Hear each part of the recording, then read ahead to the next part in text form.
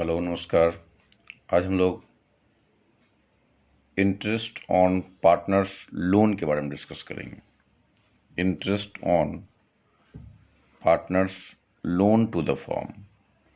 इसका मतलब हुआ जब कोई पार्टनर फर्म को लोन देता है, जिस फर्म में वो काम करता है उस फर्म को जब पैसे की आवश्यकता होती है तो समटाइम्स वह किसी पार्टनर से ही लोन ले लेता है। सपोज किसी फर्म में ए, बी और सी पार्टनर है और इस पार्टनरशिप फर्म को लोन की आवश्यकता है। तो सपोज ए ने इस पार्टनरशिप फर्म को लोन दे दिया। ए ने फर्म को लोन दिया।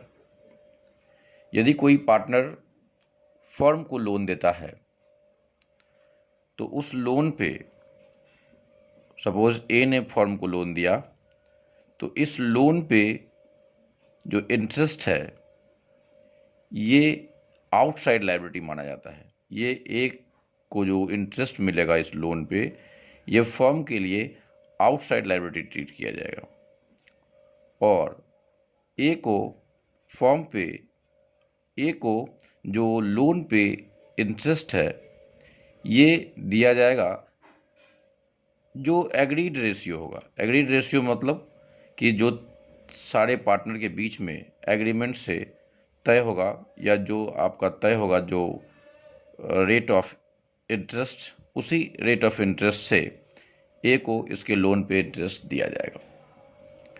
लेकिन समटाइम्स यदि इंटरेस्ट नहीं तय किया गया, यदि ए ने लोन दे दिया और रेट ऑफ इंटरेस्ट का बात नहीं किया, यदि रेट ऑफ इंटरेस्ट का बात नहीं किया और कोई डिस्प्यूट अराइज होता है तो हम लोग ने पहले भी पढ़ा है कि यदि पार्टनरशिप डीड्स में रेट ऑफ इंटरेस्ट के बारे में कुछ नहीं लिखा रहता है तो इंटरेस्ट का जो रेट होगा लोन पे वो 6% पर एनम के दर से दिया जाएगा।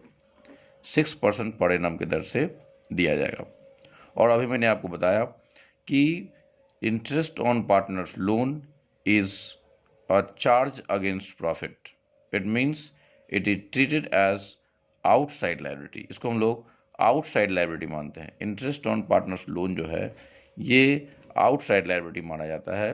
चाहे पार्टनरशिप फर्म में प्रॉफिट हो या लॉस हो, इसे दिया जाएगा। जैसे इंटरेस्ट ऑन कैपिटल है वो अप्रोप्रिएशन ऑफ प्रॉफिट है, जबकि इंटरेस्ट ऑन पार्टनर्स लोन जो है ये चार्ज अगेंस्ट प्रॉफिट है। प्रॉफिट से इसको कोई मतलब नहीं है।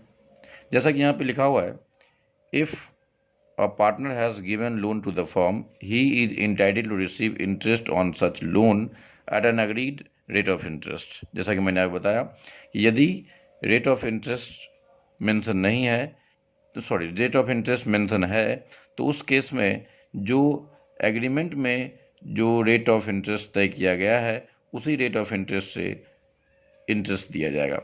लेकिन यदि कोई एग्रीमेंट नहीं है, if there is no agreement, तो उस सिचुएशन में जो इंटरेस्ट का रेट होगा वो 6% पर एनम कंसीडर किया जाएगा। अब इसके हम लोग जर्नल एंट्री की बात करते हैं। यदि किसी पार्टनर को लोन पे इंटरेस्ट दिया जाएगा, ये इंटरेस्ट ऑन लोन जो होगा ये पार्टनरशिप फर्म के लिए एक एक्सपेंस होगा और इस इंटरेस्ट को लोन अकाउंट में ही ट्रांसफ़र किया जाएगा। इसको पार्टनर्स कैपिटल अकाउंट में ट्रांसफ़र नहीं करते हम लोग। इसीलिए जब इंटरेस्ट हम लोग देते हैं पार्टनर्स लोन पे, तो पार्टनर्स लोन पे जो इंटरेस्ट देते हैं जिसके कारण इंटरेस्ट ऑन पार्टनर्स लोन जो है ये हमारा एक एक्सपेंस है, एक एक्सपेंसेस बढ़ जाता है जिसके कारण इसको हम लोग को डेबिट करना पड़ता है। तो फर्म का एक एक्सपेंस बढ़ गया और एक्सपेंस बढ़ता है तो हम लोग डेबिट करते हैं। इसलिए interest on partners loan account debit करेंगे और इस इंटरेस्ट को पार्टनर्स के लोन अकाउंट में ट्रांसफ़र कर देते हैं, जिससे कि पार्टनर्स का लोन बढ़ जाता है जो कि फर्म के लिए एक लायबिलिटी बढ़ जाएगा और फर्म का जब लायबिलिटी बढ़ता है तो उसको हम लोग क्रेडिट करते हैं। इसीलिए हम लोग ने यहाँ पे एंट्री किया interest on partners loan account debit to partners loan account. अब ये इंटरेस्ट ऑन पार्टनर्स लोन ये हमारा एक्सपेंस है, इसीलिए इस एक्सपेंसेस को क्लोज करने के लिए इसे हमें ट्रांसफ़र करना पड़ेगा प्रॉफिट एंड लॉस अकाउंट में, और इसीलिए सेकेंड एंट्री करेंगे for closing interest on partners loan account. Entry करेंगे हम लोग, ये इंटरेस्ट ऑन पार्टनर्स लोन को ख़त्म करने के लिए इसे क्रेडिट करना पड़ेगा और इसे पीएल अकाउंट में ट्रांसफ़र करना पड़ेगा। इसलिए एंट्री हो जाएगा इसका profit and loss account debit to interest on partners loan account.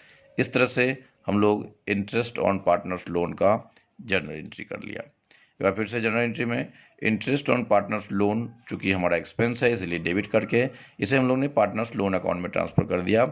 यदि हम फर्म के हिसाब से देखते हैं तो इंटरेस्ट ऑन पार्टनर्स लोन जो है ये हमारा एक्सपेंस है जिसको हम लोग ने डेबिट किया, और चूँकि इस इंटरेस्ट के कारण इस इंटरेस्ट को पार्टनर्स लोन अकाउंट में ट्रांसफ़र किया जाता है जिसके कारण फर्म का लोन अमाउंट बढ़ जाएगा, लायबिलिटी बढ़ जाएगा, और जिसके कारण इसको हम लोगों को क्रेडिट करना पड़ेगा। और फिर इसको क्लोज करने के लिए इस इंटरेस्ट को हम लोगों को पीएल अकाउंट में ट्रांसफ़र करना पड़ेगा, जिसका एंट्री करेंगे profit and loss account debit to interest on partners loan. और इसी तरह से हम लोग फिर पढ़ेंगे rent paid to a partner. यदि किसी पार्टनरशिप फर्म में किसी पार्टनर को रेंट दिया जाता है पार्टनरशिप फर्म के द्वारा, मान लीजिए कि इसी पार्टनरशिप फर्म में मान लीजिए ए, बी और सी कोई पार्टनर है, और यहाँ पे जो बिजनेस चल रहा है वो बी के बिल्डिंग में चल रहा है, तो बी को रेंट देना पड़ेगा। यदि बी को रेंट दिया जाता है तो इसे भी आउटसाइड लायबिलिटी माना जाता है, और इसे हम लोग जब बी को रेंट देंगे तो इसे हम लोग एक्सटर्नल लायबिलिटी मान करके रेंट टू बी जो होगा ये हमारा एक्सपेंस माना जाएगा, या रेंट टू पार्टनर जो होगा एक्सपेंस माना जाएगा। क्योंकि यदि बी का अपना बिल्डिंग नहीं होता या किसी पार्टनर का बिल्डिंग नहीं होता तो कहीं भाड़े पे लेके काम करना पड़ता है, हम लोग को बिजनेस करना पड़ता है। इसीलिए यदि किसी पार्टनर का बिल्डिंग है तो उसको दिया गया रेंट को हम लोग आउटसाइड लायबिलिटी मानेंगे, और उसे भी हम लोग प्रॉफिट एंड लॉस अकाउंट में ट्रांसफ़र करेंगे। तो इसी तरह से आपका लिखा गया है रेंट पेड टू पार्टनर को, it is also charge against profit. Charge against profit means इसको प्रॉफिट से मतलब नहीं है, चाहे प्रॉफिट हो चाहे लॉस हो, पार्टनर को रेंट दिया जाएगा। Hence it should be debited to profit and loss account. जैसा कि मैंने कहा चार्ज अगेंस्ट प्रॉफिट का मतलब इसे हम लोग पीएल अकाउंट में डेबिट करेंगे, ना कि अप्रोप्रिएशन अकाउंट में डेबिट करेंगे, क्योंकि ये रेंट टू पार्टनर जो है ये हमारा एक एक्सपेंस है।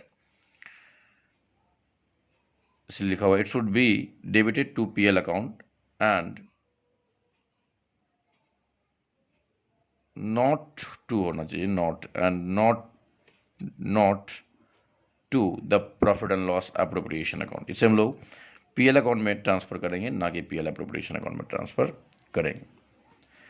अब जर्नल एंट्री की बात आती है, तो यदि किसी पार्टनर को रेंट दिया जाएगा तो रेंट के अमाउंट को जब हम लोग ड्यू कराएंगे तो फिर इसका एंट्री हो जाएगा रेंट टू पार्टनर, ये फिर एक्सपेंस हो जाएगा, और एक्सपेंस बढ़ेगा तो हम लोग डेबिट करेंगे, रेंट टू पार्टनर ये हमारा एक्सपेंस हो जाएगा, और इसको पार्टनर्स के कैपिटल अकाउंट या करेंट अकाउंट में ट्रांसफ़र किया जाता है। करेंट अकाउंट कब? यदि फिक्स कैपिटल मेथड है तो हम लोग ने पिछले क्लास में डिस्कस किया था, यदि फिक्स कैपिटल मेथड है तो वहाँ पे हम लोग दो अकाउंट मेंटेन करते हैं, एक पार्टनर्स कैपिटल अकाउंट और करेंट अकाउंट, और सारा एडजस्टमेंट करेंट अकाउंट के थ्रू ही हम लोग करते हैं। इसीलिए रेंट जो पार्टनर को दिया जाता है इसको हम लोग करेंट अकाउंट में ट्रांसफ़र करेंगे यदि फिक्स कैपिटल मेथड है तो, और यदि फ्लक्चुएटिंग कैपिटल मेथड है तो फिर हम लोग कैपिटल अकाउंट का ही यूज़ करेंगे। तो रेंट टू पार्टनर का एंट्री हो जाएगा rent to partner account debit to partners capital account, rent to partner account debit to partners capital account. और जैसा कि हम लोग ने इंटरेस्ट ऑन लोन के बारे में डिस्कस किया था कि रेंट टू पार्टनर भी एक तरह का एक्सपेंस है, इसलिए इसे भी क्लोज करने के लिए इसे हम लोग को प्रॉफिट एंड लॉस अकाउंट में ट्रांसफ़र करना पड़ेगा, और इसलिए इसको पीएल में ट्रांसफ़र करने के लिए, इस रेंट को ख़त्म करने के लिए, क्लोज करने के लिए इसे क्रेडिट करना पड़ेगा और पीएल अकाउंट को डेबिट करना पड़ेगा। इसलिए इसका एंट्री हो जाएगा profit and loss account debit to rent to partner. और आज यही दो टॉपिक हम लोग ने डिस्कस किया, अगले टॉपिक अगली क्लास में डिस्कस करेंगे। धन्यवाद।